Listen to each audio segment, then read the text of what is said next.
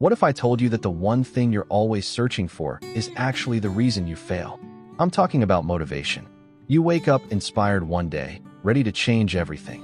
You create the plan, buy the tools, tell everyone about your goals. But 3 days later, nothing. The spark is gone. And you're back where you started, scrolling through success stories, waiting for that feeling to return. Stay with me for the next few minutes, and I'll show you the force within you that doesn't need inspiration, doesn't wait for the perfect moment, and doesn't disappear when things get hard. This is the story of how Marcus discovered it, and it nearly cost him everything before he did. The story: Marcus inherited his grandfather's carpentry shop at 24, 3 weeks after the funeral. The keys felt heavier than they should have, brass and iron carrying the weight of expectation, legacy, and a future he wasn't sure he wanted. But he didn't inherit just the shop. He inherited the debt too. His grandfather had taken out a loan 2 years before his death, trying to modernize the equipment. $23,000, with payments his modest pension could barely cover. Now those payments fell to Marcus, along with property taxes, utilities, and the slow leak of a business hemorrhaging customers to big-box stores. The shop sat on the corner of Maple and 3rd, a 2-story brick building that smelled of sawdust and linseed oil. His grandfather had run it for 47 years, building everything from kitchen cabinets to church pews. The neighborhood knew the sound of his saw at dawn, the way he'd hum old hymns while sanding, the careful perfection of his dovetail joints. Marcus had the talent. Everyone said so. In high school, he'd build a dining table that won a state competition. His grandfather had cried when the judges announced it, gripping Marcus's shoulder with those calloused hands. "You've got it, boy." The gift. But talent and discipline, Marcus was learning, were entirely different things. And neither one could save you from yourself. The paralysis. The first month, he opened the shop every day at 7 a.m., just like his grandfather had. He'd make coffee in the small back office, sort through the mail, stare at the red numbers in the business ledger. By 8 a.m., he'd be standing in the workshop, surrounded by his grandfather's tools. Each one hung precisely on the pegboard, outlined in marker so you'd know exactly where it belonged. Then he'd pull out his phone. Instagram first. Woodworking accounts with millions of followers. Japanese craftsmen creating flawless kumiko panels. Young builders in Brooklyn designing minimalist furniture that sold for thousands. Each swipe was a reminder of how far behind he was, how much he didn't know, how their workshops looked like magazine spreads while his looked like a museum to someone else's dreams. By noon, he'd have watched 30 tutorials but cut 0 wood. The few customers who came in, mostly older folks who remembered his grandfather, he'd turn away. "We're not taking new projects right now." Transitioning ownership. It was easier than admitting he was terrified to try and fail, easier than seeing disappointment in their eyes when his work didn't match the legend they remembered. Mrs. Chun, who'd wanted a bookshelf, went to IKEA instead. Mr. Rodriguez, needing kitchen cabinet repairs, hired a contractor from 2 towns over. Each rejection was another nail in a coffin Marcus was building for himself. His girlfriend Sarah noticed. "You spending time at the shop?" she'd ask over dinner at her apartment. Marcus had moved in 3 months ago, after his landlord raised the rent beyond what his barista wages could cover. "Yeah, organizing. Lots to sort through." She'd nod, but her eyes said she knew better. Sarah was a nurse. She understood showing up even when you didn't feel like it, doing the work even when it was hard. She worked double shifts, came home exhausted but present. She didn't understand paralysis disguised as perfectionism. "The loan payment's due next week," she said one night in March, not looking up from her nursing textbook. "I know. Marcus, I can't keep. I know." His voice came out sharper than he intended. "I'll figure it out." But he didn't know. The checking account had $340. The payment was $875. The breaking point. He sold his truck first. The blue Ford his grandfather had given him for his 16th birthday, the one he'd learned to drive in, the one that still had his grandfather's work gloves in the center console. A stranger on Craigslist gave him $3,200 cash. It bought him 3 months. Sarah started working extra shifts. She didn't say it was because of him, but they both knew. She'd come home at midnight, find him on the couch, Netflix playing in an empty room, and something in her face would close off, like a door gently shutting. "I'm trying," he'd say. "I know you are," she'd reply. But her voice carried the weight of things unsaid. Trying isn't the same as doing. Intention isn't the same as action. In May, the bank sent a letter. 60 days to bring the loan current, or they'd foreclose. Marcus read it 3 times in the shop's parking lot, his hands shaking. His grandfather had built this place from nothing, had spent 47 years creating something that mattered. And Marcus was going to lose it in 6 months because he was too afraid to pick up a saw. That night, Sarah sat him down. I got offered a position in Seattle. Better pay, full benefits, they'd help with my student loans. Marcus felt his chest tighten. When I'd start in August. She took his hand. Come with me. Leave the shop. Let it go. I can't just. You're not your grandfather, Marcus. Her voice was gentle but firm, the way she probably talked to patients in pain. And you're drowning trying to be him. I love you, but I can't watch you destroy yourself over a building full of tools you won't use. She gave him until the end of June to decide. Her or the shop. Seattle or Maple and 3rd. Marcus didn't sleep that night. The discovery. It was a Tuesday in late May when Marcus found the notebooks. He'd been avoiding the back office, but the accountant needed tax documents for the bankruptcy filing Marcus was considering. Behind 3 years of receipts, he found them. 27 spiral-bound notebooks, dating back to 1976. His grandfather's handwriting, precise but unpretentious, filled every page. Marcus expected business records. What he found broke something open inside him. March 3rd, 1976. Built 3 cutting boards today. First 2 wobbled. Kept the 3rd. Not for selling, for learning. Hands need to remember the weight of failure. June 12th, 1979. Mrs. Peterson's chair collapsed after 1 week. I rebuilt it. No charge. Told her it was a defective joint. Truth is, I rushed. Pride costs more than time. Can't make this month's mortgage. Scared. October 8th, 1983. Young man came in today, wanted to learn. Showed him my scrap pile, 15 years of mistakes. He looked relieved. We all think we're supposed to know already. January 15th, 1989. Bank threatened foreclosure. Margaret is pregnant. I have no idea how we'll manage. But I showed up today. Cut wood.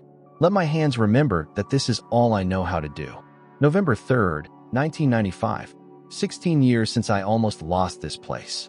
Sometimes I still wake up afraid. But the fear means it matters. Hands learned today. Try again tomorrow. Page after page. Not Instagram-worthy finished pieces, but documentation of struggle. Failed joints. Incorrect measurements. Would split.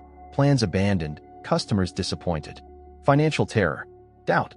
The same fear Marcus felt now, written in his grandfather's careful script. And after each entry, the same phrase repeated like a prayer. Hands learned today. He tried again.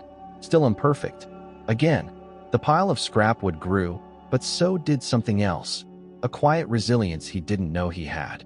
By the end of the week, he had a box. It wasn't beautiful. The corners didn't quite align. The lid stuck slightly, but it was real. He'd made something with his own hands for the first time in 6 months. He started coming earlier. The neighborhood began to hear the saw at dawn again. Mrs. Chun walked by one morning, peered through the window, smiled. Sarah noticed the sawdust in his hair, the new calluses forming. She didn't ask about Seattle. Not yet. Marcus stopped posting, stopped comparing, just showed up and let his hands remember what his mind kept trying to forget. That mastery is built in the unglamorous repetition of fundamentals, in the private failures no one photographs, in the simple act of beginning again. He built 12 boxes, gave them away to neighbors, started taking small repairs.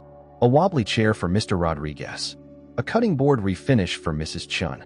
The money barely covered utilities, but something was shifting. The test. The eviction notice came on a Friday. 30 days. Marcus had made progress, but not enough. The bank wanted $7,800 in back payments. He had $940. That weekend, Sarah packed a suitcase. Not to leave, just to visit Seattle, meet the team, see the apartment they'd offer.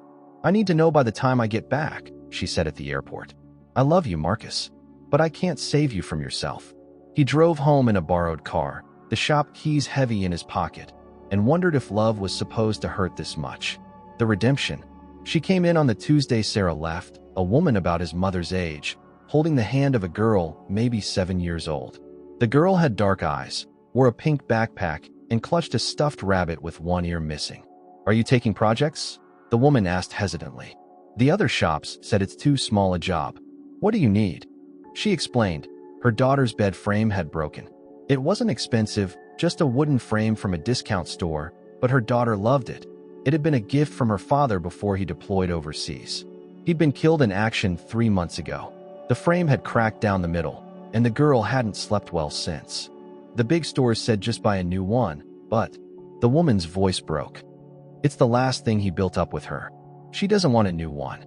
Marcus looked at the girl, trying to be brave for her mother, and saw himself holding on to something broken because letting go meant admitting it was really gone. I'll fix it, he said. No charge. The woman started to protest, but Marcus shook his head. My grandfather taught me that some work isn't about money. They brought the frame in that afternoon. It was worse than he expected. Cheap pine, split along the grain, joints already loose. Any sensible person would say it wasn't worth saving. But Marcus thought about his grandfather's entry. Mrs. Peterson's chair collapsed after 1 week. I rebuilt it. No charge. Pride costs more than time. He worked through the night. Reinforced the split with hardwood dowels. Rebuilt the joints with proper joinery. Sanded everything smooth so there'd be no splinters. Added corner braces that would outlast the frame itself. Carved a small heart into the headboard. Barely visible. The kind of detail a father might have added. His hands knew what to do now. 3 months of crooked cuts and splintered practice had taught them. At 6 a.m., he texted the woman. It's ready. She came that afternoon with her daughter. When the girl saw the frame, she ran her small hands over the wood, testing its strength. Will it hold now? It'll hold, Marcus promised. Your dad would be proud of how strong you've been. The girl found the carved heart. Her eyes filled with tears, but she smiled. When they loaded it into the car, the mother pressed an envelope into Marcus's hand. I know you said no charge, but inside was $200 and a note. Thank you for giving her back a piece of him. As they drove away, the girl waved from the back window, hugging her rabbit. Marcus stood in the doorway of his grandfather's shop, his shop now, and opened his phone. He posted a photo of the repaired frame with a simple caption. Taking commissions. Repairs, custom builds, anything that matters to you. DM for pricing. By the time Sarah landed in Seattle, he had 17 inquiries. By the time she called that night, he had a plan. I'm staying, he told her. I'm keeping the shop. I know it's not fair to ask, but I'm staying too, she said, and he could hear the smile in her voice. I told them no this afternoon. My hospital offered me a supervisory position. Better pay. And Marcus? I looked at your Instagram. I'm proud of you. I might still lose the shop. Maybe, but at least you'll lose it fighting, not hiding. The truth we forget. Remember what I told you at the beginning? That the thing you're searching for is the reason you fail? Marcus was searching for motivation, waiting to feel inspired, scrolling through perfect Instagram workshops, waiting for that spark that would make him worthy of his grandfather's legacy. But here's what he learned, and what I need you to understand. Every master you admire started with hands that didn't remember. That the craftsmen you follow online, the artists whose work stops you mid-scroll, the builders whose perfection seems effortless, they all have scrap piles you never see. Notebooks full of failures, bank notices and broken relationships and nights they almost gave up. What if I told you that discipline isn't about being perfect? It's not about having talent or inspiration or feeling motivated. It's about showing up on the days when showing up feels impossible, when the bank is calling, when the person you love is packing for a city you can't afford to follow them to. It's about staying late to fix a bed frame for a girl who lost her father. It's about building boxes no one will buy just so your hands can remember. It's about choosing to begin again after the 15th crooked cut, the 3rd eviction notice, the moment your girlfriend gives you an ultimatum at the airport. You're not alone in the struggle. Every person you admire has stood exactly where you're standing, surrounded by tools they're afraid to use, paralyzed by debt and doubt, and the gap between who they are and who they need to become. The difference isn't talent. It's not even discipline, not really. It's the decision to let your hands learn today, even when today is the worst day you've had in months. And then to show up tomorrow and let them learn again. You're not behind. You're not too late. You're not missing some secret gift that everyone else received. You're in the middle of your own story, and the middle is always the hardest part. But it's also where transformation happens, not in the inspiration or the victory, but in the quiet morning when you pick up the saw despite everything telling you to quit. You're exactly where you need to be. The only question is, will you let your hands remember? Will you show up tomorrow? Because that's the force you've been searching for. Not motivation, not inspiration, not the perfect circumstances or the right feeling. Just the decision to show up tomorrow. And then the day after that. Until one day, you look back and realize your hands remembered everything you thought you'd forgotten. Until one day, someone else is standing where you stood, afraid and doubting, and you can show them your scrap pile and say, "We all think we're supposed to know already." But the truth is, we're all just learning as we go. Motivation is the thing you're searching for. Discipline is the thing that will save you. Show up tomorrow. Your hands will remember. If you enjoyed this story, like and share it to as many people as possible.